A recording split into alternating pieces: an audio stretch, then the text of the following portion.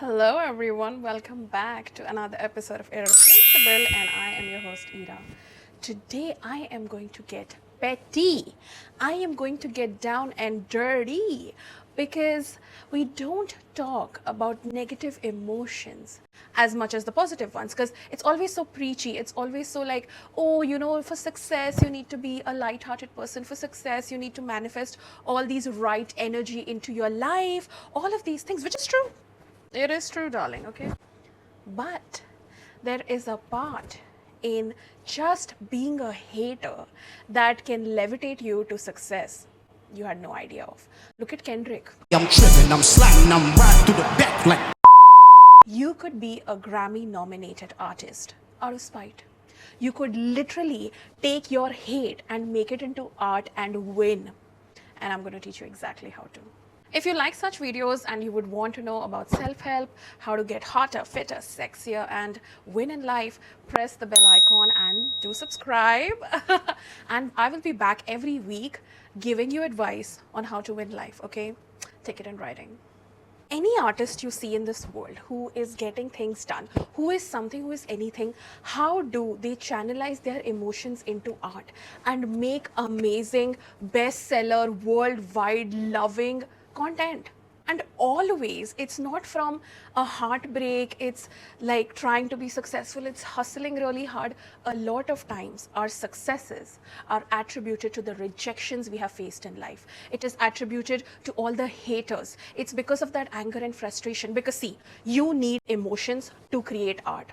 To be a creative, you need to feel. And in order to do that, doesn't matter if the emotion is negative or positive. Emotion is emotion, and that emotion is energy. Energy moves like that. Yeah, you could be from a high vibrational point of view, but if you can successfully channelize that negative energy into something that works for you, you have one life. So the steps on how you do it. If you're someone who gets hated a lot, if you're someone who people underestimate all the time, you need to realize that's the beginning of your underdog story. Every story needs a villain. And it just happens to me that you have been given this by the universe. It is your job to prove them wrong. And yeah, you could take the higher road and be the bigger person, be the greater person, but it doesn't work like that. Sometimes you need to settle the scores. Sometimes you need to take that as a challenge and show how it's done. Negative psychology, or like reverse psychology in a way, works that when someone tells you you can't do it, it's your job to prove them exactly how to do it. And that's a boss move. Sometimes when you're arguing with someone, they're asking you, what do you bring to the table? They're asking you, why should they invest in you? Why should they believe in you? You should not argue with them at that moment. Because this person, the moment they asked you that question, they already put a label on your self-worth. So now, for you to answer it to them, what do you bring to the table? How are you valuable to them in any way? Is literally begging for their approval. And that's what they want. They want you to justify your worth to them, to justify them that why they should invest time in you. It puts them on this pedestal, which they think that, oh my God, I'm better than you. So the person who already has made up their mind and has asked you that, what do you bring to the table? Why should I see the worth in you? Who are you? You need to be quiet at that moment and let your results show. Be like, okay, fine, if you don't see the worth in me, then I don't have to prove it to you. Time will tell. And just smile. People get so frustrated when you're a very calm person, because then they're thinking what's going on in your head. And they're trying to manipulate you, but you're not falling for their tricks. What you need to do is show your results through success. Success is the best revenge. And that's all your hater needs. Don't fight with the haters. Don't fight with people who don't believe in you, trying to justify yourself. Okay, but I can do this and I can do that. Nope. You're going to let your results do the work for you. Next thing is you need to turn your frustration into power. go hit the gym. I'm telling you, you need to get all that energy and put it into sport, put it into something physical, put it into something you can rage on. Because see, when you're angry and you're just raging on a person, it's just going to end up hurting that person and you having a release. But imagine if you get a release and at the same time you're getting something developed, you're getting dopamine, you're actually feeling better and it's working for your mental health. That's the biggest win. So when you're physically feeling so angry and frustrated that you need to get it out on something, on somewhere, you need to join a sport, you need to go to the gym, you need to get into something physical, run, scream, listen to music, but you need to get that feeling out.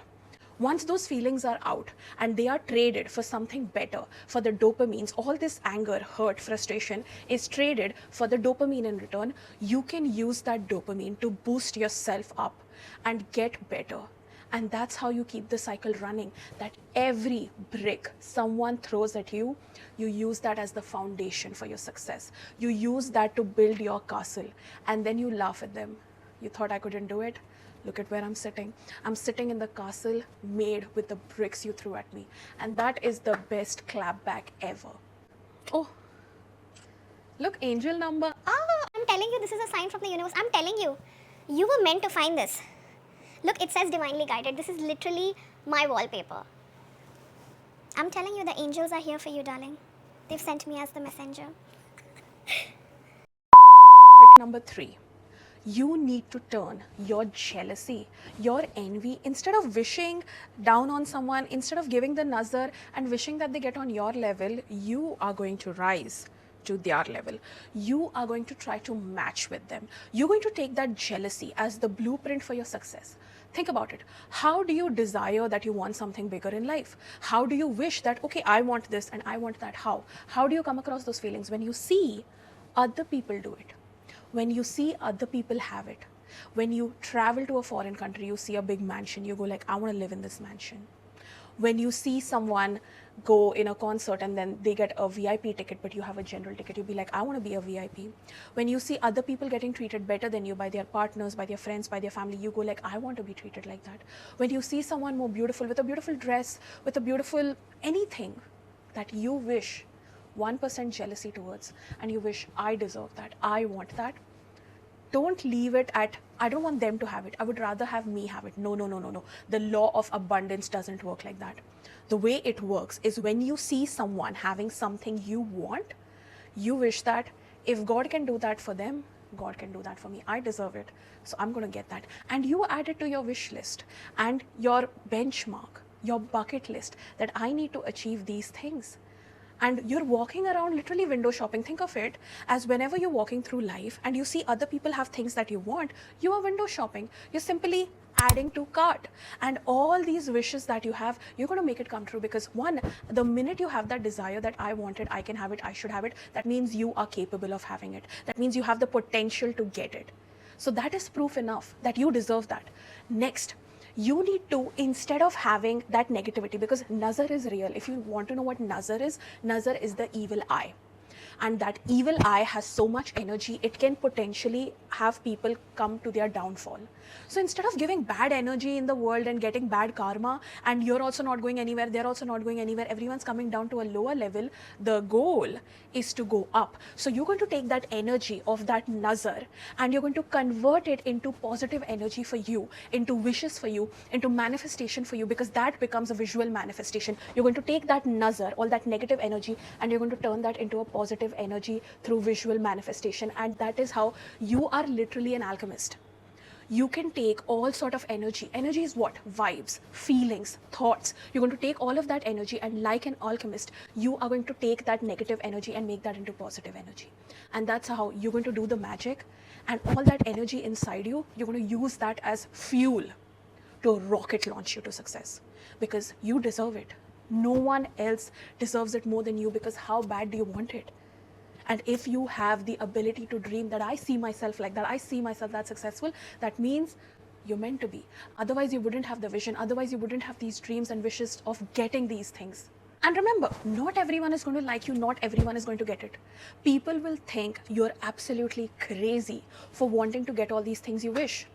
And that's fine. Not everyone can see the vision. Not everyone is the chosen one. Not everyone has the foresight to see what you can see and understand that the minute people start calling you crazy, delusional, they stop believing that you can do so much. That means you're doing something right, because the best people in the world always started out crazy. They were called crazy, they were said they cannot do it, and that's the fun in it. That's the satisfaction when someone says you can't do it and you do it. Baby, that's the fun. And the last tip is you need to make pain as your memory hack. You are going to use that pain. You're going to use that trigger. Let's say someone has wounded you. Let's say someone has hurt you. It's going to leave a scar. And then there are going to be people constantly reminding you, putting salt on that wound, rubbing it in, hurting you, and literally pushing those trigger points that, oh, this is where you lost, this is where you lost, this is where you're hurt, this is where you're hurt. It's fine. You still have armor beneath. Use that as fuel. Every time someone reminds you that you cannot do it, someone reminds you that you have been hurt, someone betrayed you, someone cheated on you, someone told you you cannot do it, someone underestimated you, every time someone puts those triggers on, pushes those buttons, you're going to use that pain as a reminder that you need to push yourself. You know how you need to remind yourself and motivate yourself constantly that I need to keep doing this? You need to use that as motivation. Every time you feel like you're slacking, you're getting lazy, you're not feeling like doing the thing, you need to remind yourself of the pain, of the humiliation you went through. All this for what? You cannot have all this for nothing. You need to use that pain as a reminder of what you are set out to achieve. That's why you need to use this pain as a memory hacker, that instead of me feeling bad about myself, instead of me taking it to heart, crying, I'm going to remember every single teardrop that came down. I'm going to remember every time you laughed at me, and I'm going to come get you. And I know people say that, oh, Ira, you should use the path of love, you should use the path of peace. I'm a peaceful, petty bitch. Okay, we can do it both way. I love Buddha. I'm Zen with a sprinkle of revenge, because that's how you live in this modern world. You cannot let people walk all over you. We don't live in that world anymore. The world of good is over. You need to be smart. You need to be cunning. You need to be good internally and do good for the world. But the moment something bad happens to you, you need to know how to defend yourself. Otherwise, you will just be a target. And that's not what we want to. We want to fire. We don't want to be the target. Last tip is a bonus tip, is you need to make this your mission, that whoever in this world has insulted you, whoever has hurt you, whoever has said anything bad to you, because I'll tell you something, I have a notebook, I journal a lot, remember? I have a notebook where I've written down every single person's name who has ever wronged me, who has made me cry. I have counted the teardrops. I have written down the number of hours I have invested crying over someone. I have written down how it made me feel. And you know what I do? I look for payback. It can be years, months. I will wait. Maybe it's because I'm a Cancerian.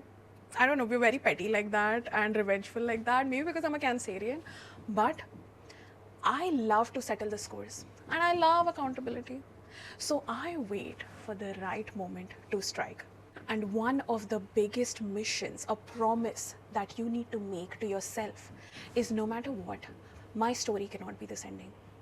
My story will end when I succeed my enemies, when I become better than my enemies, when everything they wish for, they desire, they want, I get it. You need to have that mindset. You need to end up with a better story than whoever has insulted you, so that they feel the regret of leaving you, questioning you, asking you, who the hell do you think you are? And you have to be like, I'll tell you who I am. You need to have that attitude, and you need to keep playing the game and keep getting successful till you reach there. You need to succeed all your enemies, and you need to outlive them so that you can change the narration of the story of how it's done. Okay, I hope this was enough fuel that you needed, this motivation that it's not over. Your story has just started. So you need to go out there and show these people positive energy, negative energy, no matter what. Energy is energy. And everything that comes your way, you need to turn it into good. You need to turn it into fuel. With that, I'll leave you for the. Wait, 1 second.